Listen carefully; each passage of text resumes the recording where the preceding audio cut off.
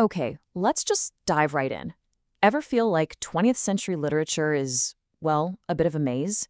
All those fragmented stories in kind of weird plays? Don't even worry about it. Over the next few minutes, we're going to give you a super clear framework that will make it all just click. So, here's our game plan. We'll kick things off with a massive shift known as modernism, then we'll take a peek inside the minds of these writers, you'll meet the major players, we'll see what came next, and then we're going to wrap it all up with a final memory map, to make sure it all sticks. All right, first things first. If you want to understand the 20th century, you absolutely have to get your head around one huge game-changing movement. And this is it, modernism. This is the foundation for everything else. So what even is it? Well, think of modernism as this radical reaction to a world that was being totally turned upside down by war, by new technology, by new ideas in psychology. Writers just decided that the old, neat and tidy stories didn't work anymore.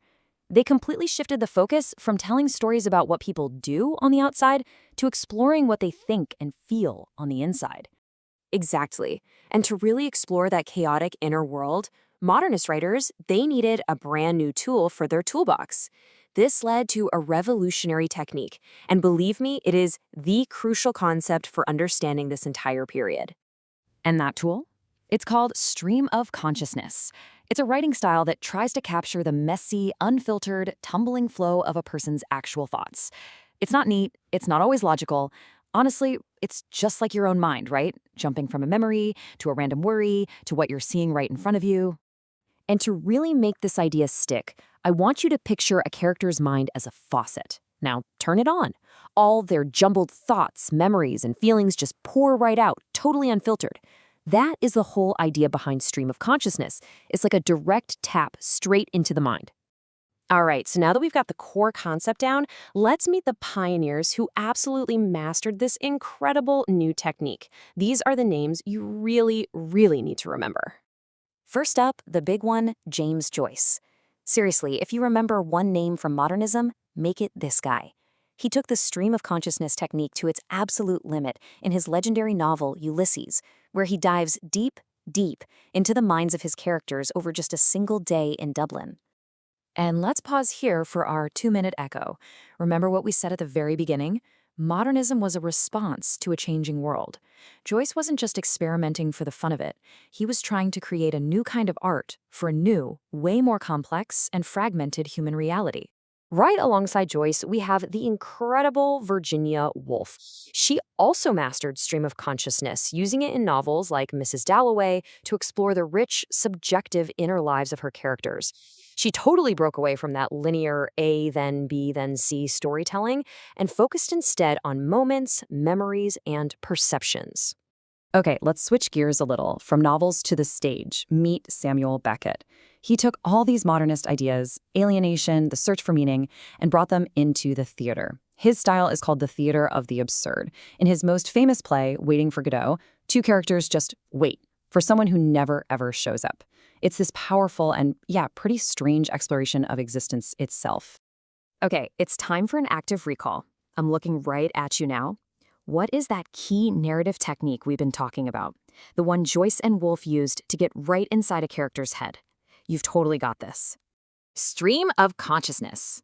Yes, you got it, see? It's sticking. So literature didn't just stop there, of course. In the middle of the 20th century, a brand new movement popped up.